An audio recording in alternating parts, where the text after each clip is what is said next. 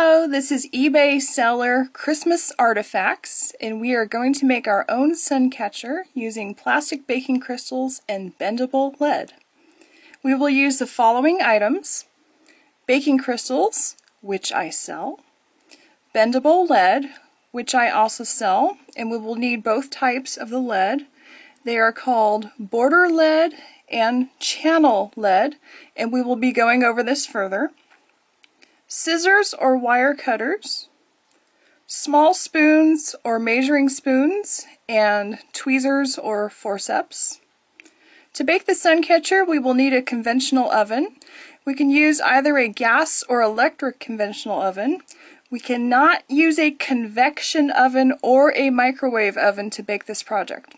We will also need a cookie sheet or a pizza pan, aluminum foil, and 2 pot holders. The first thing that we are going to do is select the design that we would like to make. We need to choose a design that is not too detailed.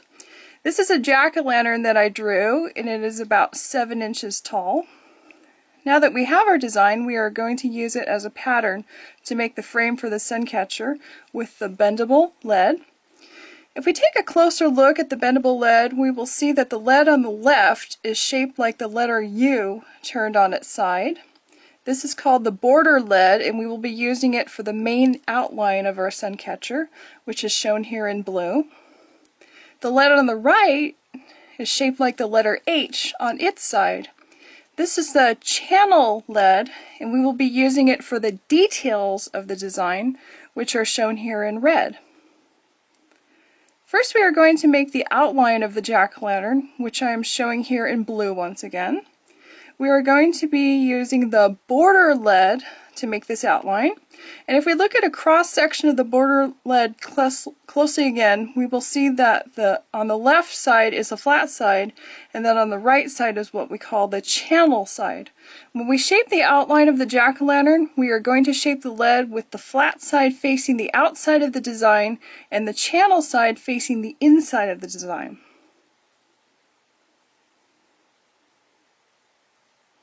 When completely around the design, we are going to cut the lead with our scissors or with our wire cutters so that the ends of the lead meet. Next, we are going to make the details of the jack-o'-lantern, which we can see here in red once again. This includes the nose, the eyes, the mouth, and the little outline between the stem and the pumpkin. We're going to use the channel lead to make the details.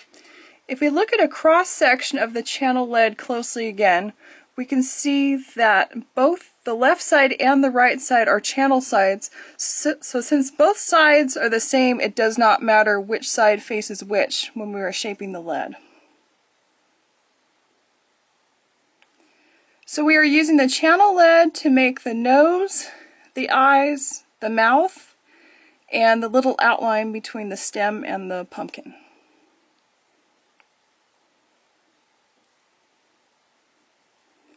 Now that we have our Suncatcher frame made, we are going to take a piece of aluminum foil that is larger than the Suncatcher frame itself and place it onto the cookie sheet. We are going to make extra sure not to wrinkle the aluminum foil and also make sure that the shiny side of the foil is facing up. Next, we are going to transfer the pieces of lead onto the foil. It is handy to have our drawing close by to show us where to arrange the pieces. Now we are going to sprinkle the baking crystals into each section with the desired colors.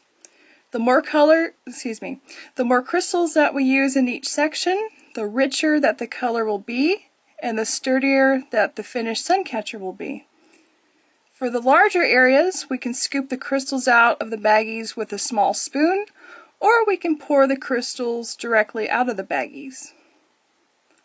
For smaller and more detailed areas, we can use tweezers or forceps to place the crystals into the frame.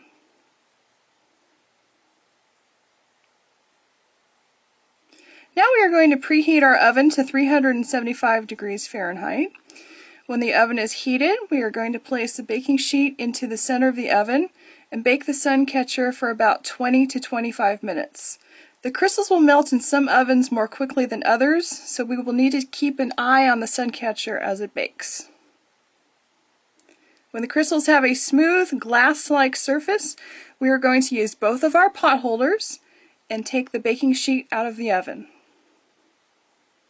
We are going to turn the oven off as we are finished baking.